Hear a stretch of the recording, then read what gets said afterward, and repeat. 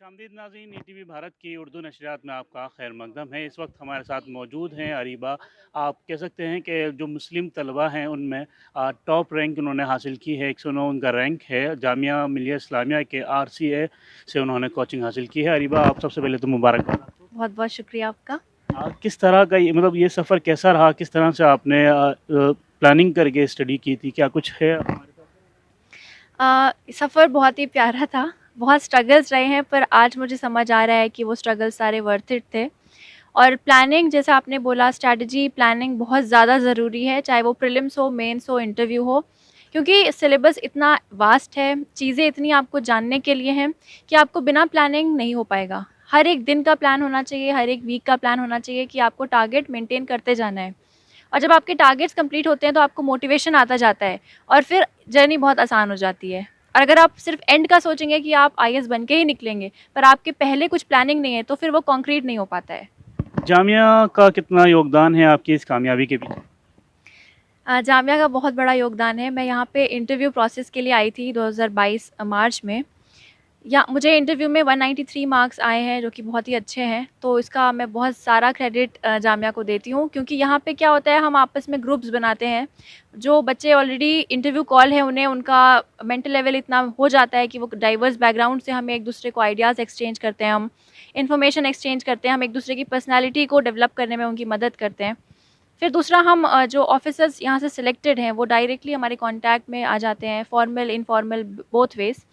तो उससे बहुत अच्छी पर्सनैलिटी निखर के आती है इंसान की। और इस पर्टिकुलरली इंटरव्यू प्रोसेस में मैं जामिया को बहुत ज़्यादा शुक्रिया अदा करना चाहूँगी कि finally today I have got 109 rank, और उसमें बहुत बड़ा रोल है जामिया का। अच्छा, ये बताएँ, क्या जो रिज़ल्ट आया है उससे आप सैटिस्फाई हैं? क्या आप उतना ही मतलब सोच रही थी या उससे आगे की आपकी उम्मीद थी? जो रिज़ल्ट आया है 109, इस पे ये अनुमान है कि मुझे इंडियन पुलिस सर्विस IPS मिलेगा। तो मैं ऐसा सोच रही हूँ कि मैं फिर से ये अटेम्प्ट दूँगी, क्योंकि मेरा पहला चॉइस IAS है। तो इसलिए कोई डाउट ना रह जाए, इसलिए मैं फिर से अटेम्प्ट दूँगी। अच्छा, जो स्टूडेंट्स हैं उनके लिए क्या मैसेज देना चाहेंगी जो तैयारी कर रहे हैं UPSC की? मैं ये बोलूँगी कि ये प्रोसेस बहुत ही डिफ़िकल्ट दिखता है, जब तक आप इस प्रोसेस को समझ नहीं पाएँगे। जिस जिस दिन आपने इसके डिमांड्स को समझ लिया कि प्रीलिम्स, मेंस, इंटरव्यू में डिमांड क्या है, उस दिन ये प्रोसेस बहुत आसान हो जाता है। तो जो बहुत सारी नॉइज़ है, बहुत सारा मटीरियल है, बहुत सारा गाइडेंस है, उन सबको आप हटाइए। जो नॉइज़ क्रिएट होती है ना, उसको हटाइए और बस बढ़ते जाइए उस डायरेक्शन में कि जो एक्चुअल रिक्वायरमेंट है। ये मुझे ऐसा लगता है कि एक बहुत जंगल जैसा है, आप उसमें भटक गए तो आप भटक जाएँगे, पर अगर आप वो एक स्ट्रेट लाइन में जाते जाएँगे तो you will easily go through.